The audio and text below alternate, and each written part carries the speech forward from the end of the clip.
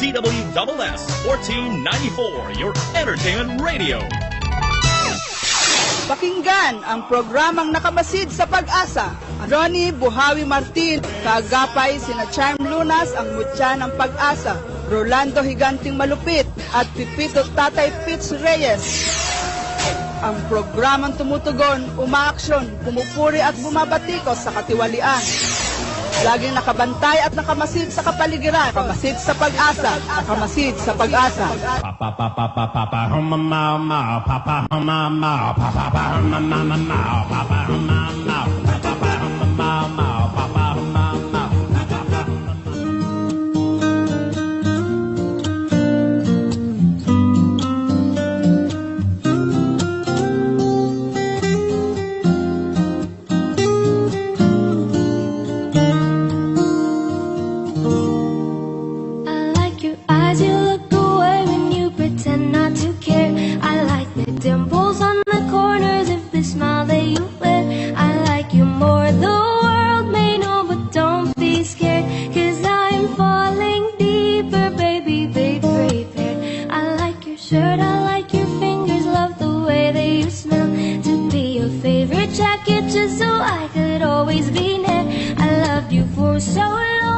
Okay, good morning po sa lahat ng mga nakikinig.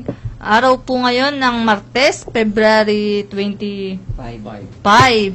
Magandang umaga po sa ating mga nakikinig ngayon. Kamusta po kayo dyan?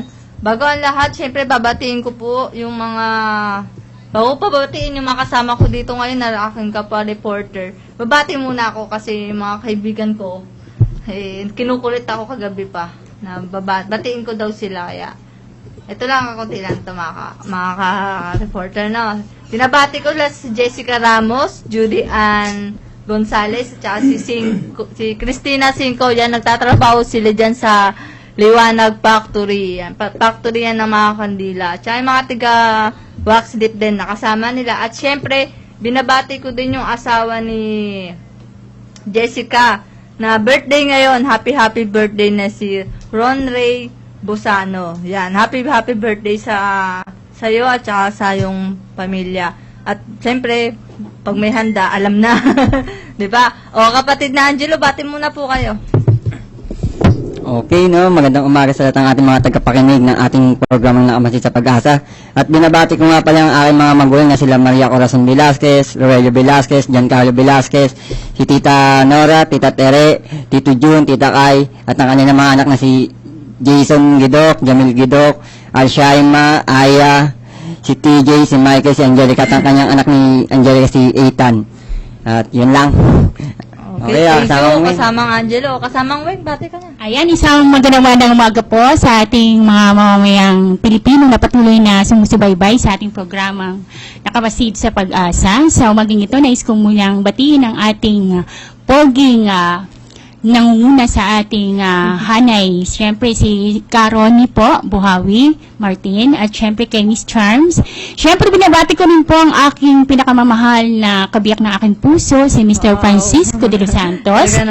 At kung wala si kanyang ina na si Miss Carmelita de los Santos, wala ang aking kabiyak. Kaya binabati ko rin po ang aking ina na naroon sa Oriental Mindoro. Ganun din sa aking ina na patuloy na nagbibigay sa akin ng kaliwanagan, si Miss Nelia Sala. Ngayon ay byuda na, kaya patuloy lang ang iyong pakikipagkaisa diyan sa Tacloban City. At syempre, sa lahat ng aking mga kamag-anakan, ang Sala family at De Los Santos family, sa aking mga kapatid na hindi ko na isa-isahin dahil sobrang madami kami. At binabati ko rin po ang aking mga kasama diyan sa Harmony Hills at patuloy na umiikot para kumuha ng mga balita. Siyempre, bibigay ko rin naman sa ating kasama. Kasamang Eddie, bati lang po muna kayo. Okay, thank you. Good morning, Philippines, Luzon, Visayas at Mindanao. Narito po kami ngayon sa himpilan ng DWSS, Nakamasid sa Pag-asa.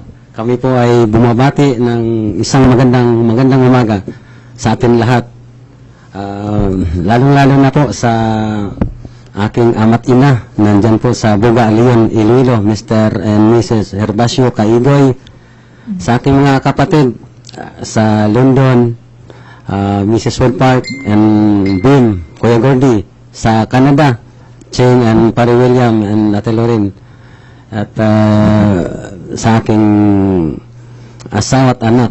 Good morning din sa inyo, ma. At ganun din po sa aking kapatid sa Masbati. Good morning sa inyo lahat dyan. At lalong-lalo na sa aming anchorman, Sir Rooney Martin Buhawi. Sir, good morning. At sa buo ng Media Riders, isang magandang umaga po. Mamayat. Siyempre po, hindi ko makakalimutan to si Ate Marieta. Pati na po So, maginhawang buhay po sa ating lahat na tagapakinig, taga-subaybay ng Nakamasid sa Pag-asa. Siyempre, kasama namin kayo na laging nagmamasid sa pag-asa. At ang Maming Lagalag ay meron ding ihatid na panibagong pag-asa sa ating lahat. Yan ang magsisimula pagkatapos nito. Pero ganun pa man, babatiin ko pa rin ang aking mga nakilalang bago sa Saragossa, Nueva Ecija, sina Edita Dakuykuy, ito ang tinatawag na Reyna ng dragon fruits. Yan, Wow. Ilocana siya. Masarap yun. I-feature din natin ang kanyang dragon fruit pagdating ng araw. Wala bang taste? Maghihingi na tayo dun kina Doktora Evangeline Marcelino at saka yung Dr. Arturo Marcelino. Sila po ang producer at saka host ng programa mamaya after na Nakamasid sa Pag-asa. Abangan natin yan. Yes, oo. Na ang tawag doon ay mamaya na. Mamaya na natin malalaman. Okay? So, at saka syempre, binabati ko yung Quezon City chapter natin ng Media Riders na sina Joey Antiquera at saka si Jillboy Antiquera. Okay? Okay, pahabol ko lang yung nagbabakasyon nating anchor dyan sa huwag kalimutan yung pasalubong at syempre yung mga media rescue na kasamahan ko, kamusta kayo dyan? Pag-alagala lang sila at naghahanap sila ng ating babalita. May papasok na report na kasamang Eddie? Meron tayong natabayan report mula sa... Sige, ano lang muna natin. Papasok pa lang. Bago lahat, no? Batiin ko muna ito si Janine Monikit at si Nancy Garcia na nakikinig ngayon ng ating programa sa Saudi Arabia. Hello kayo dyan mga taga Saudi. Mag-ingat din kayo dyan kasi sa panahon ngayon, iba yung Malagana pang virus. Oo, kaya mag-ingat po yung mga nasa ibang bansa dyan na mga nakikinig ngayon at naaabot na ating programa. Sa atin ngayon sa Pilipinas, mainit na ang panahon, kaya wala na tayong worry dun sa coronavirus, no? Kaya, although ang nun ay talsik, yung talsik, ang mga ang pinagdadaanan ng Yung coronavirus. air, no? Yung pollution na dumadamay para sa bawat isa. Isang magandang umaga muna po sa aming Sir George Sandoval. Yes, Sir, Sir thank you po sa pag-atid dito sa station. At you. ingat po sa biyahe, Sir. Ganun din po sa ating Chief of Police ng PCP2, Antipolo. Sir, pare, ingat po dyan sa duty mo sa araw-araw. God bless. Thank you. Okay? Ano po, nandun po ba? Kasama Eddie? Tungkol saan po ba yung kanyang i-report ngayon para mabihaginan naman natin, umpisahan natin ng bahagi para sa ating mga mamamayang na patuloy na nakikinig at sumusubaybay sa ating programa. Ang ating mga reporter ay naka-standby ngayon sa kanya-kanyang lugar, no? At hintayin natin ang ating mga kasama. Speaker ulit. Hello, good morning po. Hello, good morning po sa inyo. Ay, Sir Eddie. Ma'am, good morning po. Nandito po yung ating On mga air na po, on air. kasamahan, si Ma'am Jane Vargas, magandang umaga po. si Sir Angelo Velasquez, Ma'am Wing, and Ma'am Marieta. Ay, magandang umaga po sa inyo dyan sa studio, dyan. sir, ma'am. Okay, magandang umaga din po. Mula sa Luzon, Visayas at Mindanao. Yes. Sige po, ano pong natin? I-report mo natin ngayon. Sige po. Opo, nais ko lang po sana magbahagi ng ilang kaunting kaalaman tungkol sa bird flu or opo. avian influenza. Sige po. Okay po. Ma'am, ito po ay isang uri ng infection na sanhi ng avian influenza virus. Ito po ay mula sa aquatic birds na gaya ng mga wild ducks. Ngayon po, makikita po natin sa ating mga alagang mga manok at bibe ang mga sintomas gaya ng mahinang kumain, matamlay, namamaga ang mga ulo nila, pati na ang mga palong. meron din po kayo makikitang pagtatae at paglabas ng sipon mula sa kanilang mga ilong. Mm-mm. Tapos, nagdudulot din po ito ng madali ang pagkamatay. Tanong ko lang po, Doktor, halimbawa po yung isang hayop nakitaan ng ganyang sintomas, ano po ba ang dapat gawin ng ating mga kababayan para po mas maagapan pa nila o hindi na po magkahawahan yung mga natitira pang hindi naman naapektuhan ng sintomas? Okay po. Mainam po kung agad natin ika-quarantine yung hayop na ito. Halimbawa, itong sa isang building ay infected na ng avian influenza, kailangan po i-segregate na natin sila. Opo. Iiwas po natin sila sa mga healthy birds pa natin. Pagkatapos, yung mga tauhan naman po na gagawa nito, importante na magsuot sila ng mga safety gear, gowns, mga gloves, pati ng mga boots. Tapos, pag ginawa nila itong pagka-quarantine na to, importante na i-discard na nila yung mga ginamit nilang mga boots na to, or kung pwede na naman ito i-disinfect for further use pa. Tapos, kailangan po natin agad na i-treat. Yes, ma'am. Ma'am, wala po ba nakakalusot na ganito pag ibinabiyaya sa pamilihan? Sa mga ganito naman po, meron naman po tayong mga animal quarantine. Hindi naman po ito mga nakakalusot. Kasi po, pagka nagkaroon ng ganitong outbreak, mahigpit naman po ang ating pamahalaan tungkol sa pag-i-implement ng mga animal quarantine areas natin. Halimbawa lang po, may nakalusot na kain ng isang tao o ng isang mamamayan yung isang alagang manok na mayroong palang bird flu. Ano pong maaaring gawin na ating mamamayan na maaaring... Kung halimbawa naman po, ang mga nakalusot na mga manok, ito na yung mga dress na o kaya ito yung mga katay na. Opo. Pag nakarating po ito sa pamilihan, ang maganda pong gawin na ating mga mamamayan na hindi alam na infected ito ng avian influenza, kailangan po nila itong iluto ng 30 minutes sa 70 degrees Celsius. Kasi po, dito mamamatay yung mga virus ng avian influenza. Halimbawa lang po, tanong ko po, for ordinary mamamayan po na nagkaroon ng alagang mga ilang-ilan lang, tapos nakita po yung ganyang mga sintomas sa kanyang alaga, pwede po bang katayin na kaagad yun at maluto? Pwede pong ikal na natin, tama po kayo, pwede po itong katayin na agad. Lalo-lalo na po kung halimbawa, kung konti pa lang naman ito, tapos hindi natin matukoy talaga kung ano ang biging sanhi. Pagkamatay. O kaya, binakita kayong sintomas na katulad na sinabi ko kanina, pwede po kayong mag-refer dun sa municipal vet natin sa bawat munisipyo. I-report nyo po ito muna, pagkatapos, i-segregate nyo muna yung mga birds nyo. Para kung kakailangan pong kumuha ng sample mula sa kanila, meron tayong magiging sample. Medyo may process din po pala. Akala ko pag may na-sintomas pwede nang katayin na kaagad. Tapos inipin na lang, sabi nga niya, 70 Celsius, diba? 70 pwede rin pwede rin 30 minutes na cooking. Oo, pwedeng ganyan po. Pero kung sakali naman hindi naman harmful yun, halimbawa, hindi nila aware na mayroon palang yung kanilang hayop at tinatay na, tapos hindi naman pala nailuto ng ganung katagal. Wala po bang effect yun sa tao? Sa tao na kumakain nun. Hindi ba ito mahawaan? Pagka naman po siguro napakarami na lang ng virus na na-ingest ng tao, magkakaroon na po tayo ng unang-una lalagnatin tayo, tapos may sore throat tayo at pag-uupo. Pero rare cases po yan. Sa ngayon po, ang transmission ng human to human ng bird flu ay rare pa. Okay. So, hindi po ganun nakakabahala. Okay.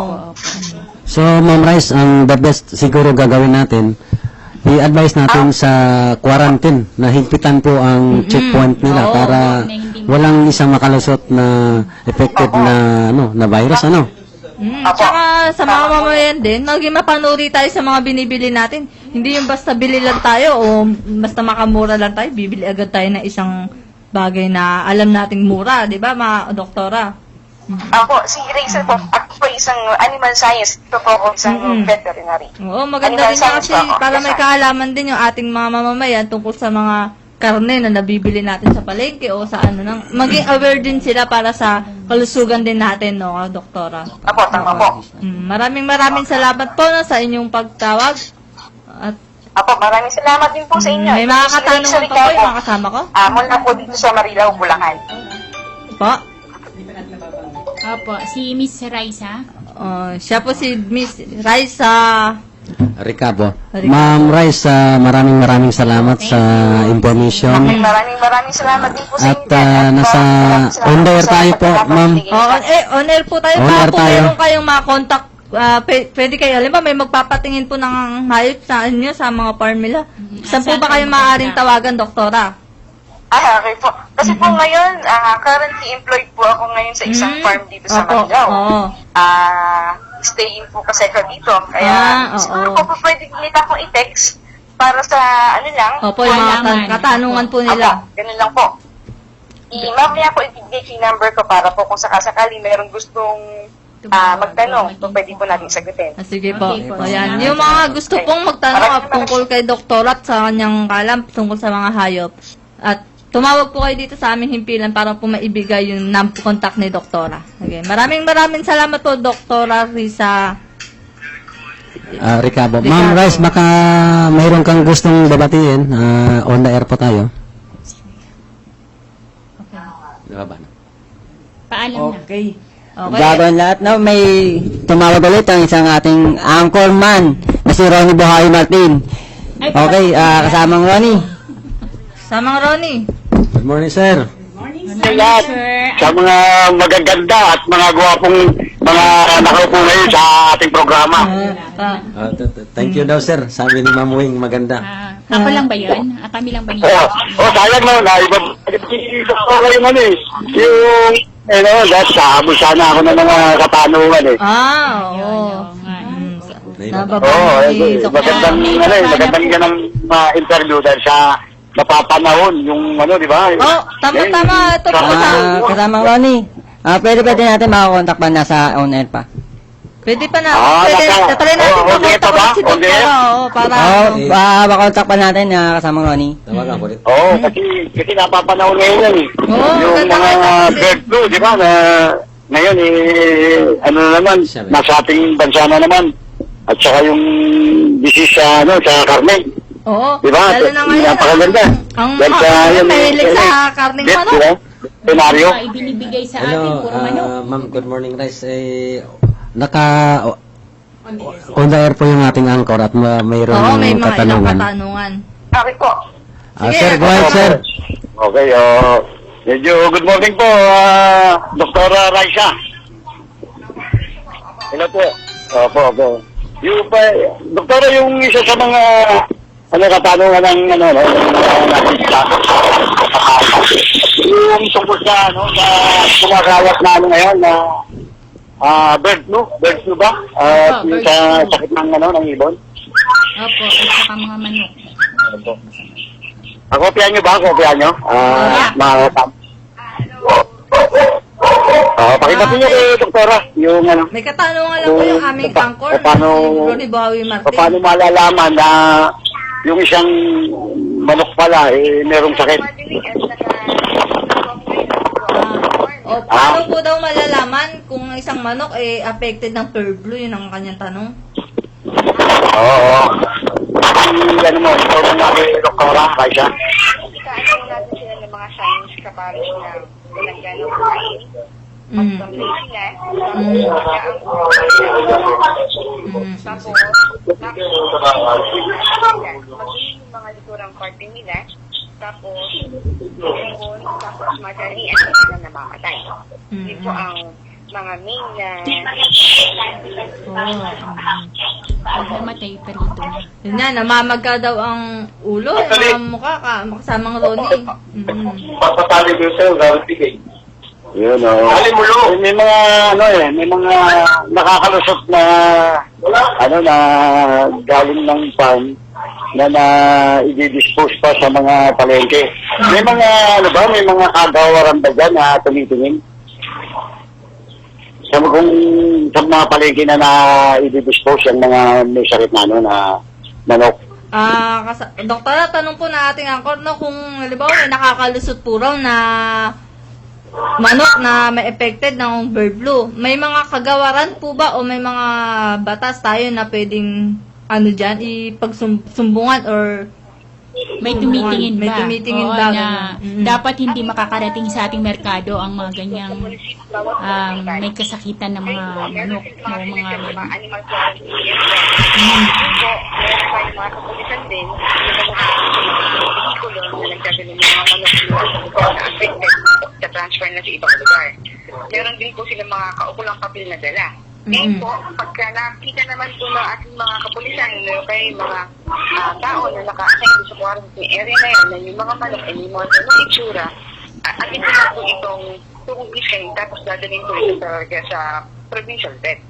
Okay. Narinig niyo po ba? Kopya po ba? Oo. May mga kaukulang papeles. Yung problema, doktora, yung hindi dumadaan kasi sa checkpoint nalililigtas na sa checkpoint nakakarating sa merkado. Meron ba tayong mga pumapalo up dyan na mga NMIS dyan sa mga palengke? Doktora, yung mga pumipislit po ba may NMIS. NMIF po ba na NMIS. naglilibot-libot sa mga palengke para mag-inspeksyon? Hindi ko po alam kung halimbawa meron tayong outbreak na ganyan. Yes. Pero karamihan naman po, lahat ng mga katayin natin, meron naman sila mga meat inspector. Opo, ini-inspect po nila yung mga kinakatay natin mga hayop na binibig sa mga palengke. Sige po. Kopya po ba kasama Okay. Ronnie? Nasagot po ba na maayos? Oo, napaka-okay talaga ni doktora, no? Siya tanong, di ba sa organic na mga egg?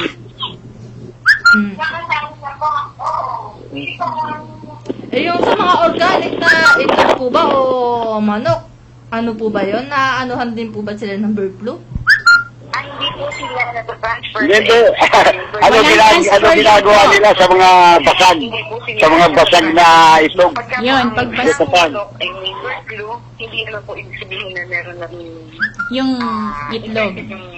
Oo, Wag daw po kayo mabahala. Ronnie, kasi po, hindi daw po ma-infect yung kanyang itlog pag ang nanay ay may sakit. Pwede mo na kainin yung mga basag na itlog. Yung mga basag na itlog, di ba yung may oras na yan, may oras para i-serve sa pagkainan. Yung mga, last na tanong na po ni kasama Ronnie, yung mga basag na itlog po ba, may ilang oras po ba o ilang minuto bago siya mahanda or pwede pa ba siyang ihanda sa ating hapagkainan?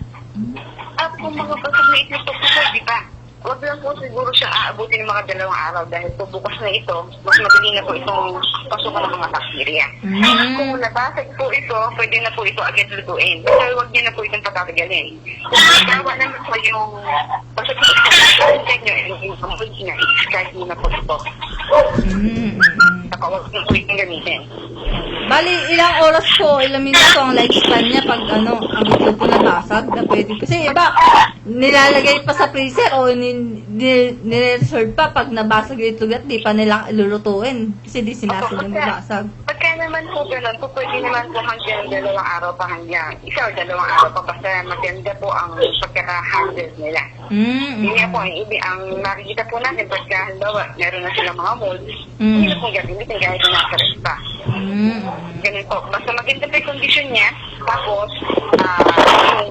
pag binuksan natin yung itlog, ang yolk niya ay nakalintok pa, tapos ang puti niya, makunat pa yung puti, maganda pa po yung itlog na yan. Pero pagka ang pulan niya ay latag niya, pagkatapos ang puti niya o ang albumin niya ay medyo watery niya, yun po, huwag na po natin gamitin. Or in rare cases din po, pagka talagang masisira ng itlog, basag na yung pulan niya, kumahalo na doon sa puti. Sige po. Yan po, huwag natin gagamitin. Kaya po kung magluluto tayo ng itlog, maganda po kung isang bakal sa isang mabok at saka pa ihalo dun sa karamihan ng mixture. Para po hindi masaya pagka niresta natin dun sa buong mixture. Sige po. Thank you po. meron pa Ronnie, akong katanungan. kopya po ba? At napaka-usay ni Dr. Salamat, Dr. Raisa, no, sa iyong binigay na impormasyon. At mabuhay ka, no. Ngayon, yung sa akin naman, no, dito sa, dahil sa ako'y nasa Batangas, mga kasama, no, isa sa mga inalam ko, yung mga naapektuhan ng pagputok ng Vulcan Taal. Oo. Oo, medyo nakipag-ugnayan tayo rito sa Kapitan Juan Sige. ng San Juan, Cuenca. San Juan, Barangay San Juan, Cuenca, Batangas. Kasamang Ronnie, wag mong kakalimutan yung pasalubong namin. Salayo mo na rin Oo. po. Okay? Oo, may papasok naman. Kasama Ronnie, may papalok na isang report sa atin si Kaloy de la Cruz. Kaloy de la Cruz. Baka maano natin. Oo, Sama-sama tayo sa ere. Salamat sa inyo. Sige. Okay. Yan po ang ating anchor na si Ronnie Buhawi Martin. Okay. Maraming Okay. salamat. Okay. Sige. Kasamang Kaloy. Kasamang Kaloy. Narinig ka pa ba? Yes, good morning, Sister Maya. Good morning. Good morning po. Ano ang latest sa Saragossa, Nueva Ecija? Yes, magandang umaga sa inyo dyan sa studio. At Magandang umaga din po. sa ating mga taga-subaybay mula Luzon, Visayas at Mindanao. Hindi na kami hinayang napurihin at pasalamatan ng isang politikong ginagampanan ang kanyang tungkulin sa kanyang nasasakupan. Ganyan ang maririnig mo sa mga taga-barangay ng Eds Romero sa bayan ng Saragossa dito sa lalawigan ng Nueva Ecija dahil ang kanilang kongresista, kasama na tayo dyan, ay hindi nagpapatumpik-tumpik sa pagbibigay ng mga proyektong kailangan ng kanyang nasasakupan, partikular dito sa barangay ng Eds Romero. Ang kongresistang ating tinutukoy, Ronnie at Sister Mayet at Sir Angelo, ay si Congresswoman James Wansing na nasa kanyang ikatatlong termino na bilang kinatawan ng First District ng Nueva Ecija. Ako po mismo, Sister Mayet, Sir Ronnie at Sir Angelo, ako mismo ay mamahanga sa kanya dahil sa isang maliit na barangay tulad ng Eds Romero ay na mayroon lamang halos sa 500 botante ay nakapagpagawa na dito ang kongresista ng ilang mahalagang proyekto gaya ng multi-purpose barangay hall, magandang gusali para sa mga senior citizens ng barangay, 2 waiting shed at kamakailan lamang ay isang magandang entablado o stage ang pinasinayaan ng barangay kasama ang kongresista. Tayo ay nakamasid habang nagtatalumpati ang mambabatas kaugnay ng nasabing okasyon at kanyang sinabi na bagamat siya ay nabigong makuha ang pagtitiwala ng barangay sa pangatlong pagkakataon nitong nagdaang halalan, siya hindi nagtanim ng sama ng loob. Sa halip, ang mga proyektong kanyang ipinangako para sa nasabing barangay ay kanyang naipagawa at ginagamit na sa kasalukuyan. Okay. Okay. Sana sa susunod na ating ma-interview natin ng personal yan. Yung kongresistang na yan, no? Kaloy? Yes, Sister Mayet. At pinalalahanan din ng kongresista ang pamunuan ng barangay. Ako huwag kasi sila lapitan at anuman ang magagawa ng kanyang tanggapan ay handa niyang ibigay. At siyempre, ganun din naman, hinahangaan din naman natin ang pamunuan ng barangay ng Eds Romero sa pamumuno ni Kapitan Victor Alabaso at inamin nila at tinanggap ng may pagpapakumbaga ang kanilang pagkukulang para sa hinihinging pagtitiwala ng kongresista. Yun naman talaga ang dapat. Sir Angelo at Sir Ronnie, Sister Maya. Kasama natin dito, Kaloy. Ngayon lamang sa kahabaan ng Tarlac Santa Rosa Road kung saan isang Kia van may plakang XJD 324 ang sumalpok sa poste ng ilaw. Sa lakas ng pagkakasalpok ay nabuwal ang poste ng ilaw at nawasak ang unang bahagi ng sasakyan. Ganun man, nabilis namang naidala ng mga responding taong barangay ng Eds Romero ang driver ng sasakyan at siya ay dinala sa pinakamalapit na hospital sa pinangyarihan ng aksidente. Driver lang ba ang aksidente? Kamang Sister Mayet. Driver lang ba ang medyo malubha ang tama sa aksidente? Yes, nakakatuwa na rin sapagkat walang ibang nasangkot sa pangyayari maliban sa driver ng Kia van. Tanong ko, co-host po ito, si Jane, yung co-host po ng Nakamasid sa Pag-asa. Tanong ko lang po kung bakit siya nasumalpok, ano po, nawalan ba ng preno or nakatulog ba, ano po ba? Yes, ayon po sa mga responding taong barangay ay nakatulog ang driver ng Kia van. Wala naman pong nasaktan o nadamay pa sa ibang aksidente. Yes, wala po namang ibang nadamay maliban sa driver mismo ng Kia van. Buti naman, maayos ang lahat. Kaya yan ang paalala sa pagmamaneho. Kapag inaantok, dapat munang tumabi. Huminto muna sa tabi kasi syempre marami tayong madadamay na Oo. Meron pa bang kasama? Meron pa bang pag-uulat? Yes, pagkatapos ng pag-uulat natin ito, Karoni, Sister Mayet at Sir Angelo, ay sasadya naman tayo sa tanggapan ng punong barangay ng Carmen, na siya rin ABC President ng Saragossa, si Kapitan Aris Manabat, at atin din namang aalamin ang kalagayan ng mga proyektong kasalukuyang ginagawa sa kanyang barangay. Good luck, kasama. Bago tayo tuluyang magtapos sa ating pag-uulat ngayon, Karoni, Sister Mayet at Sir Angelo, binabati natin ang ating kaibigan sa Pantok, Saragossa, si IJ Garcia, na siya may-ari ng Frontyard Bar and Grills. At ipinaabot na sa inyo dyan, sa studio, ang paanyaya na sana daw ay makalibot naman kayo dito sa kanyang bagong bukas na Frontyard Bar and Grills na matatagpuan dito sa Barangay Pantok. Kailan po yun? At si Sir Mayet, kung kasama din natin binabati ang kanilang barangay ng Estromero sa pangunguna ni Kapitan Victor Alabaso, ang Saragossa Brokers sa pangunguna ni Edna Cortez, ang aking adjutant, yes, si Jim Tayaw, at ang aking pamilya, si Lita de la Cruz, at ang aming tatlong anak, si Magma, si Gladys, at si Shari. Kaloy, may tanong sila, yung ating co-host na si Jane Vargas at si kasamang Rowena de la Cruz. Sa'yo. Ruben, Kailan po ba mangyayari yun? Siya nang-imbita para sa atin na makarating sa lugar diyan? Kailan man daw kayo ay makararating dito sa Nueva Ecija, sinasadya man o hindi, kayo ay manugod niyang iniintay. Anytime po. Bagong bukas na Frontyard Bar and Grills. Sige po, maraming salamat, kasamang Kaloy. Kasamang Kaloy, si Ed Kaigoy po ito. Yung ating congressman dyan, promote na natin, level up na yan. Tatakbuhin na natin ng senador yan kasi maganda yung project niya. Kung maganda naman at talaga nakakatulong sa ating mamamayan, ba't di natin, di ba? Di natin din tulungan. Wag na tayo magalinlangan. Na natin yan. Suportahan na natin para senador na yan. Sana ma-interview mo rin, ha? Sana po makakapanayan namin siya dito sa Nakamasid sa Pag-asa. Kung nakikinig ang kagalang-galang na kongresista ng 3rd District ng Nueva Ecija, si Congresswoman Jean Swansing, Congresswoman, ibinibigay po namin sa inyo ang aming 45 degrees na saludo. Yes, palakpakan talaga yan. Dapat matularan niya ng bawat Jane. Okay?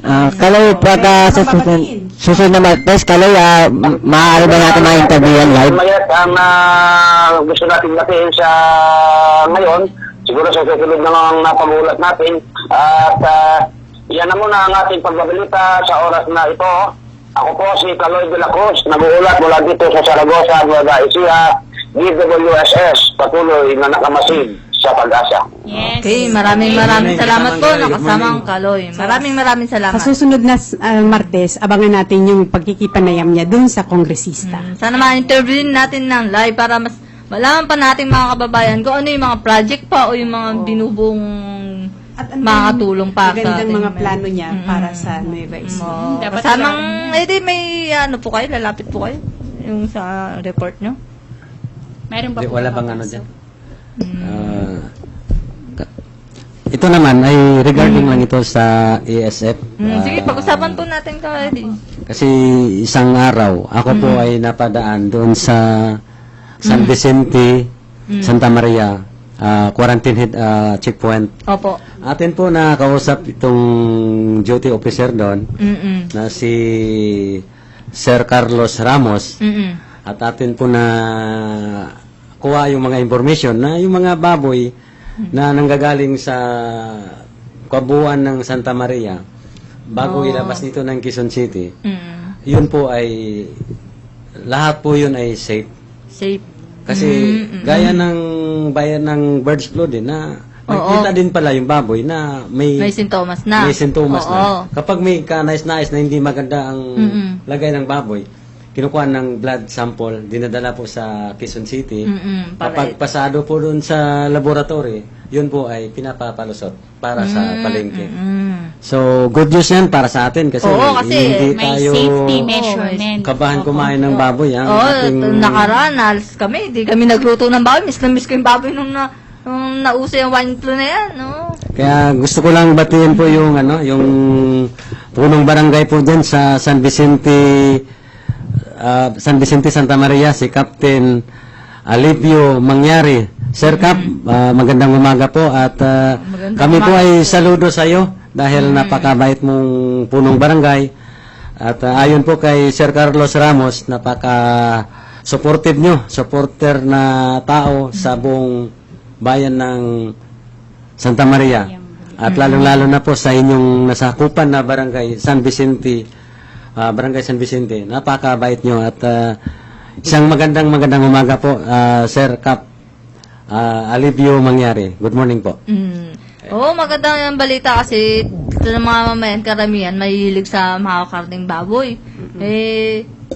Aminin man natin sa hindi, konti na lang yata kumakain ng gulay ngayon, puro baboy na. At least kahit pa paano, masusuplayan ng tama yung mga baboy natin sa palengke pag may mga good juice na ganyan. Ang tanong niyan, yung mga nagkaroon ng problema, di ba? Siguro sa next Kasi sa Kalasyaw, Pangasinan, ang balita sa amin doon, nung pumunta kami nung Sabado, kinukuryente ang mga baboy at inililibig na lang. Yun nga sa Pero, dahil Paano kahit yun? walang sakit, lahat?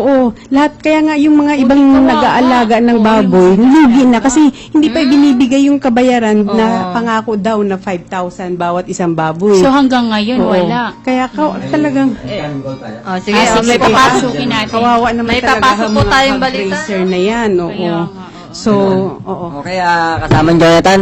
On air tayo ngayon. Sige. Yes, isang magandang umaga po dyan sa tagapakinig at taga-subaybay ng ating programa na Pamasid ng Pag-asa ni WWS 1494. At Magandang umaga rin po. magandang umaga rin dyan sa ating mga kasamaan ngayon na sa loob ng ating himpilan,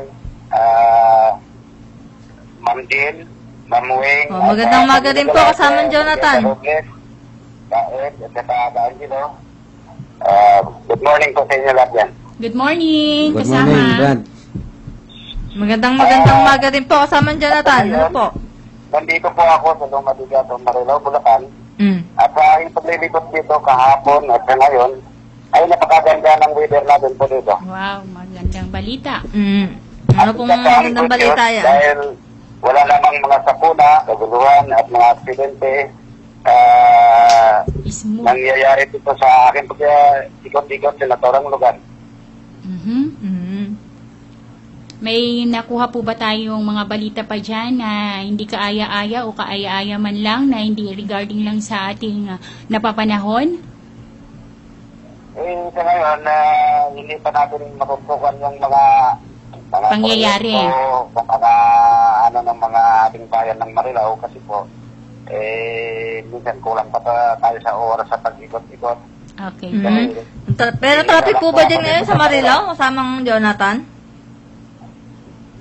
Sa yung paglalayag daw po, mayroon po ba kayong na-encounter na malalang mga trapiko? Traffic po ba dyan o ano? Para yung mga pupunta dyan na kababayan natin, alam na nila na dapat na iwasan. Araw natin dahil saan naman yung sulok ng Pilipinas, ito po Traffic, yung naging problema sa lahat. Kahit Metro Manila o probinsya man, ito ay napaka-traffic na talaga itong lugar. Ari, yan sa iyong kinalalagyan ngayon. Sa ngayong oras na ito, sa iyong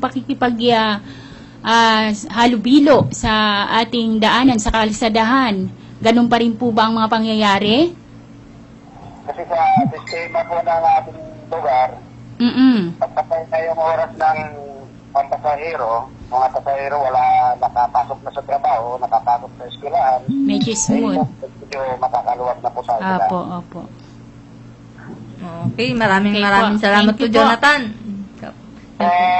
Ito po, nais ko lang po babatiin yung Sige po. nananalo ng eleksyon ng Homeowners Association dito po sa Harmony Health to Lumadigato, Marilao. Sino po siya?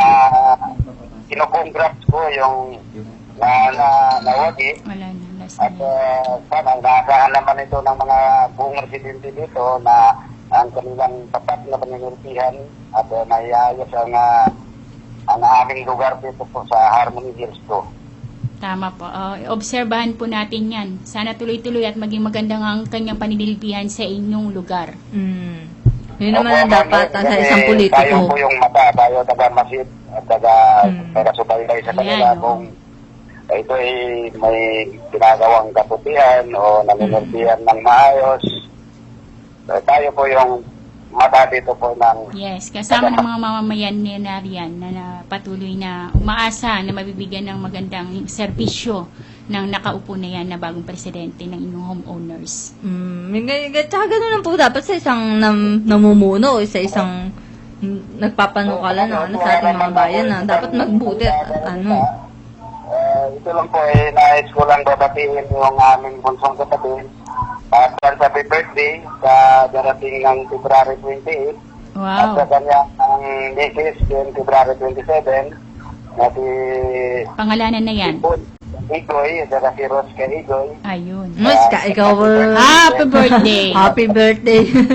Happy birthday, Brad. At sa Igoy and sa Bidalas family sa Buga Leon Iloilo, binabati ko rin sila ng isang magandang araw po sa nilang lahat doon. At lagi kayo mag-iingat and God bless. Okay. Siyempre sa ating anchorman din at sa kanyang pamilya, sa Ronnie Martin at sa kasamaan natin sa Media Rescue, iingat kayo lagi sa lahat ng inyong operation dyan. Yes, And God yes. bless. Sige, maraming salamat Thank you, po, thank no? Kasamang Jonathan. Diyan po sa may Marilao. Yun, balikan natin pag-usap natin kanina thank yung you. tungkol sa Bro. ASF. ASF. Opo, ito maganda kasi yan na usapan eh. Oo, na. Kasi mas maraming involved po yan yung mga... Sa bato ng balita, Jonathan Garigoy ng Marilao nag-uulat dito lang po sa nakamatit ng pag-asa DWSS 1494. Yes, okay. Ito po ang ating masipag na reporter, Mr. Jonathan Kaigoy. Thank you. Good morning and God bless, Brad. Thank you. Sige. Thank you. Ayan. So yung yung sa African swine fever. Okay. talagang Sa mga baboy lang po ba yan indikasyon? sa lahat ng mga feathered animal, Ah, pero sa so- baboy ganun. So, Oo, may pero iba. Yung kanina yung birds flu. Oo, parang ganun lang din siya. Ito naman sa baboy. Parang sakit na A and B. Oo. Parang so, ganun. so ngayon, ang pahabol ko sanang tanong dun kay doktora tungkol dun sa mga itlog. Kasi may kumakalat na nga sa internet na yung itlog na pepeke na rin. Diba? Yes, Chemical oo, na. oo. Oo. So ano kayang masasabi niya yan na pwede ba talagang pekein ng itlog? Kasi hindi naman talaga dapat tayo maniwala agad dun sa social Oo, media. social media. Oo. Kaya kailangan may confirmation dun sa mga otoridad at saka talagang mga yun ang profession.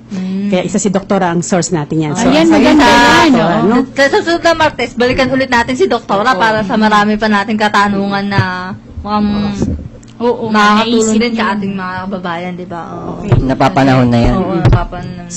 So ngayon, pagkatapos natin magsara dito, meron tayong bubuksan na isang doktora din. Kaya ang kung ano yung title ng programa, kailangan alamin ko sa inyo. Kaya maghanda kayo pagkatapos nito. Excited na ako talaga. Oo.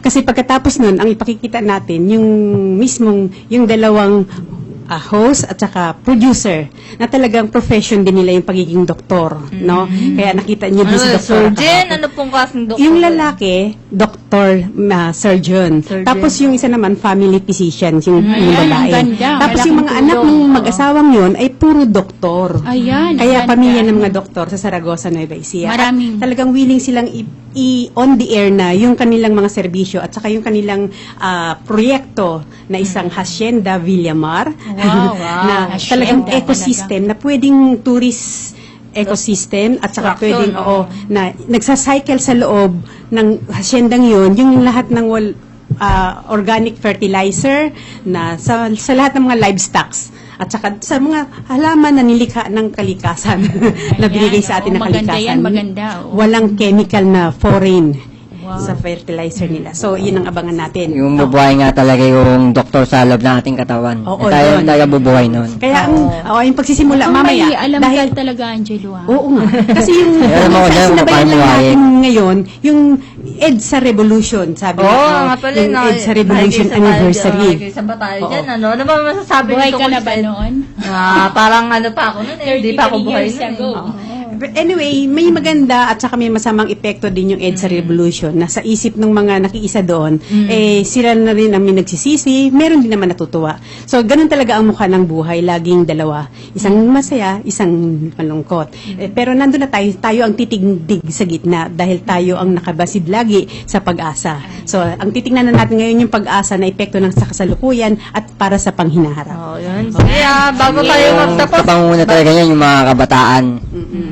Sa kanya nakasalalay. mga kasama, bago tayo magtapos, so baka may babatiin pa kayo. Bati mo na, bati. So, yun, binabati ko lang yung aking mga kasamahan doon sa Rizal Nueva Ecija, yung mga Feng Shui baby dyan. 12 sila. Tapos sa Rizal Nueva Ecija, ang Feng Shui baby ay 4. Tapos meron pa din sa Saragossa nga, coming soon. Anyway, so yung bubuksan natin ngayon na programa after this, yan, abangan nyo. Ang title, mamaya, yun ang ating mga itatanong sa inyo. And then, yung aking kasamahan, si Ka Aldin, na siyang talagang sumusuporta sa pagmimisyon namin sa aming iglesia, na ang kanyang kitchenette ay sa Alrich Nova Stop. Yung pilahan ng mga Kasamang, bus. may babatiin pa po kayo. Panghuling Sa muli, good morning sa aking honey dyan.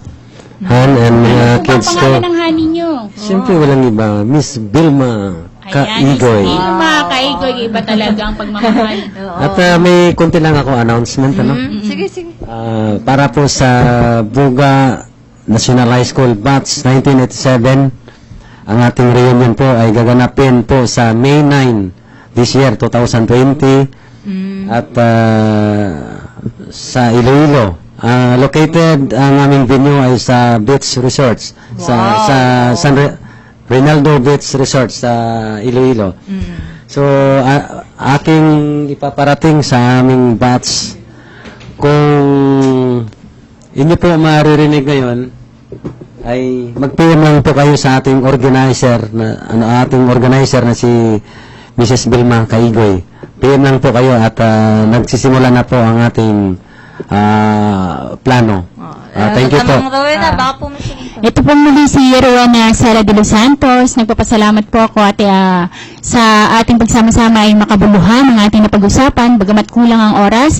Pero maraming salamat at patuloy po kami umaasa na ang ating mga kababayan ay magkaroon ng kaunawaan at kaalaman tungkol sa nangyayari sa ating kapaligiran. Kasamang Angelo. Okay, at binabati ko nga pala yung pastor ng Ubando, si Severino Mambiray, at kanyang asawa na si Miles Mambiray. At ang Pangulong Iskan sa Ubando, si Abril. Yun na lang. Abril. Hindi mukhang nakalimutan. Ano tayo, Apelide? Oo. Okay. Sige. Maraming salamat po sa lahat na muli po nagpapaalala ko na mag-ingat po tayo sa kahit anong sakit o kahit anong karamdaman na dumapo sa ating bansa. Dapat po mag-ingat, lagi maghugas ng kamay, sa personal hygiene, dapat malinis tayo kasi tayo din po ang makakagawa ng unang paraan para makaiwas tayo sa mga sakit. Muli po gusto po namin kayo magpasalamat sa mga nakikinig lahat po dito sa Nakamasid sa Pag-asa. At araw po ng Martes muli magkita-kita tayo dito sa aming palatuntunan. Ito po ang inyong lingkod, Jane Vargas po, sa pangunguna po ni Ronnie Buhawi Martin, ang Nakamasid sa Pag-asa. Maraming salamat po. Okay, God bless all. Surface, mommy, tell her